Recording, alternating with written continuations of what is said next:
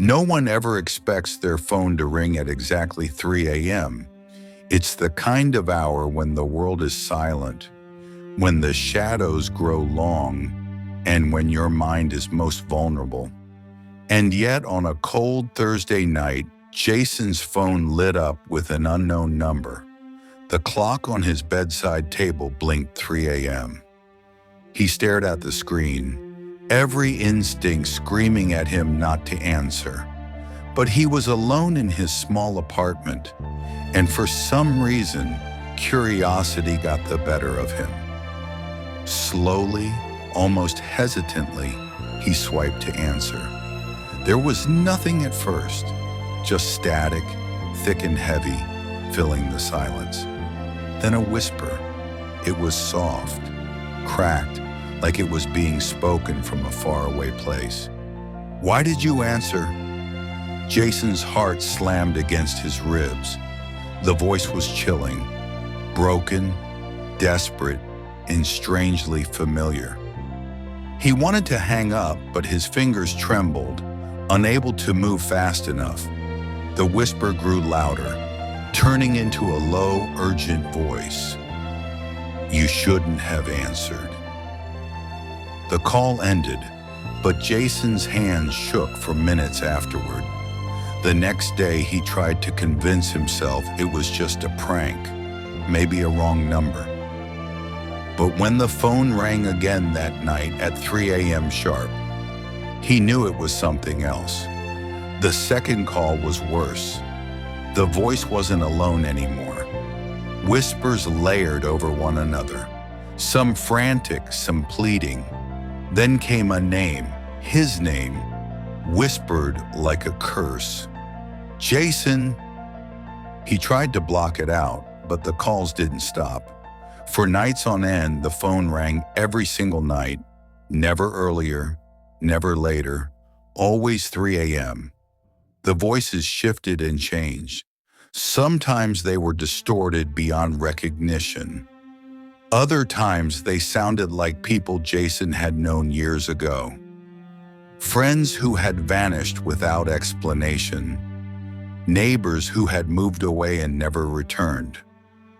One voice was a woman he barely remembered, warning him to stop answering, but it was too late.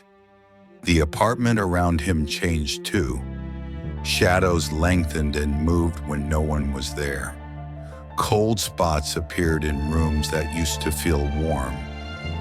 One evening, Jason noticed the phone screen flicker with static, and for a split second, saw a dark figure standing behind him, a shadow with no face, watching silently. Sleep abandoned him. His days blurred into one long stretch of exhaustion and fear. He began recording the calls, hoping to prove to himself they were real, that this wasn't all in his head. On the third night, he played back the recording. The voices layered over each other, a cacophony of despair and rage. And then one voice spoke clearly, "We've been waiting for you." Jason's life began to unravel. He stopped answering the phone during the day, stopped returning texts. His friends noticed the change, how his eyes grew hollow, how his skin turned pale, and how he seemed to be listening to something no one else could hear. One night, desperate, Jason tried to block the number, but no matter what he did, the call came through. He decided to face it, and at exactly 3 a.m., when the phone rang, he answered without hesitation. A voice cold as the grave whispered, "You opened the door. Now we're coming through." The lights flickered. The apartment temperature dropped. Shadows pressed in on him from all sides. And then, Jason was gone. His phone was found abandoned on the floor, cracked and still buzzing, with the unknown number flashing on the screen, waiting for the next person to answer. No one knows what happened to Jason. But some say if you're quiet enough, you can still hear his phone ringing at exactly 3 a.m., calling from a number no one should ever answer. So next time your phone rings at 3 a.m. from an unknown number, don't pick up. Because some calls aren't just wrong numbers. Some calls are warnings, and some doors, once opened, invite things that never leave. After Jason disappeared, his apartment remained cold and silent, except for one thing: the phone. It kept ringing every night at 3 a.m., flashing that same unknown number.